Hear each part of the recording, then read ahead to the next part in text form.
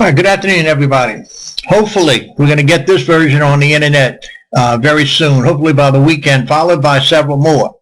So I did make progress, and I am posting to YouTube, and I'm starting to understand some of the do's and don'ts on YouTube. So after we get the bugs out, hopefully this is all going to be worthwhile. But I'm calling this a lecture / synopsis. And I do this because it's not a normal lecture. If we were given a classroom, we all professors have certain techniques that we like to use in a classroom. And each technique we use is a way that we can teach and you can learn. Most important, and you can retain. So with the internet and with this video, we don't have the same results. So I call it a / synopsis. And it's a fancy word for it's my technique. It's my technique is what I use when I take notes when I read a chapter. It's a technique I use in my PhD studies when I had to take a comprehensive examination. And if you don't know, it's a really hard test. And it takes months and months of studying and organizing. And to tell you the truth, I would have never passed if it wasn't for one of my friends, probably the most organized person in the entire world. So much of what I have, I learned from him. And I use OneNote. I don't know if y'all ever use it, but it is great for students. It really is. I recommend it highly for you to use it. So the slides I have now, I transposed to YouTube this morning. I'm sorry, not YouTube, but OneNote. I feel very comfortable using it. So it's part of Microsoft Office, so you might want to investigate. So let's begin. If you look in front of the book, the author provides 5 chapter objectives. The last 2 be very, very detailed. Okay, the first 3 are giving a lot of background. Okay, and as we proceed through the chapter, we're going to be building on these backgrounds. We're going to be providing relationships to the background. The author's going to provide a lot of discussion in detail, probably using a lot of figures. So as we go on, we're going to fill in the blanks. All right, so what you see here, everything in bold print is pretty much, you should write down and know the definitions of it. But he begins with, the objective is to describe the benefits of a virtual memory system. We all should have an idea of what virtual memory is, and we'll get into that in a moment. Next, he wants you to be able to explain the concepts of demand paging, page replacement algorithms, and allocation of page frames. This demand printing, that's going to be my next big lecture, probably in 2 parts like I have now. All right, next, he wants you to be able to discuss the principles of a working set model. And the last 2, he wants you to examine and to explore. First, the relationship of shared memory and memory map files. And last is on how the kernel memory is managed. Now, whenever I begin to look at a chapter, or in particular when I look at research papers, which could be considered a chapter in a book, I always look at the back. I look at the summary. And in the summary, the author provides a lot of information. Almost every sentence in the summary is very important. And so we can see where the author is going. We know where he starts. So it's our job to kind of come into the middle and build the pieces that we need to fully understand the chapter objectives, in particular, the last 2 chapter objectives. Now, in these next couple of slides, I'm going to talk about expanded memory, demand paging, page replacement algorithm, and I think I might stop there. It's about a midpoint. And then in the next part, I'll talk about frame allocation policy, handling of I/O, some special cases, and maybe some discussion areas that we might want to get involved into the forum. And now, don't be alarmed. You know, the assignment should have been up Wednesday. Our assignment this week is going to be discussion forums, and I'll have a real simple, I'm just going to grade it on activity. So take part. Everybody should get a good grade this week. For those students that feel a little uncomfortable in the discussion forums, get with me in private, and we can make some discussions and maybe hopefully get a post or 2 out of that. So let's enjoy. Comment heavily on this. See if you get anything out of it. See if you have any techniques you might want to be able to suggest. Let's get the bugs out this chapter, chapter 10. I'm going to start chapter 10 off with the discussions right up front. So let's begin. Expanded memory.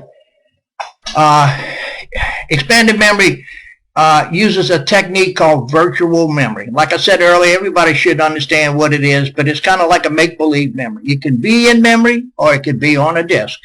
But what it allows us to do is to have a whole bunch more memory than what we do actual physical memory. Okay? Programs can one program or one process itself can have more memory than what our memory size is. All right? So what does this allow? When a programmer uses the techniques, it kind of frees him of any kind of memory worries. Now, let me give you an example. You know, the help system, on just about any Windows program you use, there's always the help button. And it's just usually just reading just pages and pages and pages and pages of memory. Now, with the virtual memory, the programmer can up and actually pull all these files into memory right during the boot up. And but if they don't use the memory, I don't use it that much, especially programs that I'm familiar with. They don't waste physical memory. They just sit out there on disk. So when he's using and filling these memories, there's techniques they can use to say, hey, never put it in memory. Always start it off on the disk. So when the user does actually hit F1 or he selects on the menu item help, those pages will be brought in. Okay? Now, in addition to that, the programmers have the ability to be able to share library files. So if there's 4 or 5 processes that need one particular library, that library can be put into a common area, and all the processes or all the threads could be able to use that. So again, it gives the programmer a lot of benefits. All right? And but our whole goal is, the whole goal of virtual memory is to be able to be effective, have the programs in a smaller amount of memory, and like we learned in Chapter 8, we can have more processes in memory, and our throughput should be better. But again, there's a lot of benefits down here, so you might want to kind of make notes on your study guides. And one other thing, too, I forgot to mention. On our test, we're going to be able to use the book, and we're going to be able to use our notes. Now, one of the things I want to get out of this process we have, get into the discussion group. Man, start working on these definitions, and y'all share them. Put them in a single place. You know, come up with one big study guide that the whole class can use. All right, and I'm going to guide you through this discussion to be able, y'all collect the data, and I'll tell you where to stick it. Sounds funny. But in fact, I might even, you send it to me in a thread, and I'll start organizing the study guide. So let's continue. All right, demand paging. That's the main technique that's being used in virtual memory. But what did it mean? It never brings a page in until it's needed. I gave you an example of how help can be brought up and automatically put out on disk. So as soon as the person hits F1, what's going to happen is the instruction that's going to get executed is not in memory, so it causes what's an instruction fault. Okay? So that means the kernel gets control. The kernel finds out that says, hey, wait a minute, I've got to find a free frame to be able to execute this instruction. Goes out to disk, it finds the page, and it brings it in. Now, as soon as the page is brought in, the instruction that caused the fault is restarted because now it's in memory and he can continue. So what does the whole process take? Not that long. Okay, very effective. Now remember, a program can be completely on disk. So let's say you're using Word and you're listening to Pandora, and then all of a sudden you're not using Word too much. It's possible that Word can be put out on disk completely and frees up more memory. Now one last thing, and keep this in mind when you're reading the book. When page faulting is low, then performance is good. Now think about that, and let me repeat it. If page faulting is low, then performance is good. Okay? This should be highlighted, and boy, this is so nice with real-time look at our slides. We could never do this using PowerPoint. There you go, page faulting. All right, so you got an idea of what page faulting is. Hey, you know, I got an instruction fault. Bam, I can't find the page. Go get it, and let's bring it into memory. All right, now I got a note over here. Look at instruction file. You might want to get some more detailed information about what it is. Not much different from what a subroutine call is, but it has a lot more flexibility. Look at that, managing memory. Now, one thing that brought me up when I read this book, and it's the last objective for the chapter, and they talk about the kernel, and they talk about how to manage his memory. But so far, there's not too much given on it.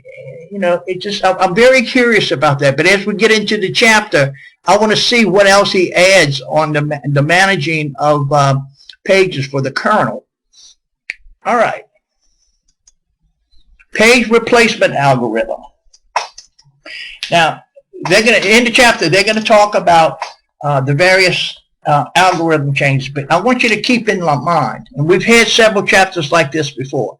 Whenever they introduce an algorithm, it's got the good stuff and it's got the bad stuff. It's got the pros and it's got the cons, right? So when they introduce a second algorithm, they got to be fixing a problem. Okay, so I want you to focus on that. Okay, what problem is being fixed, and then what are the benefits they get from it? All right, and it's always important to notice what is the first algorithm they start with. All right, like in this slide here, you're going to see that the LRU, which is the least recently used technique or algorithm for demand paging, is pretty much the one at the top. Everything else is just making improvements. All right. Now, there's an abnormality called Beliades. It's a technique that they used in developing the algorithm. So we want to pay special attention to what is that abnormality. Now, if I was in class, I would just tell you what it is, okay? But now, seeing this is an online course, I think it's best for you to look, it's best for you to type it up, and let's put it in one place so that we can get these definitions. But we'll talk more about the ladies' abnormality shortly. All right, let me stop here. I don't know how many minutes that I went into. Let me upload it to YouTube and put it on Moodle, and then I'll start the second process very shortly. Thank you. Please give me your comments. Let's see where we're going with this, and hopefully everybody gets something out of it. Thank you.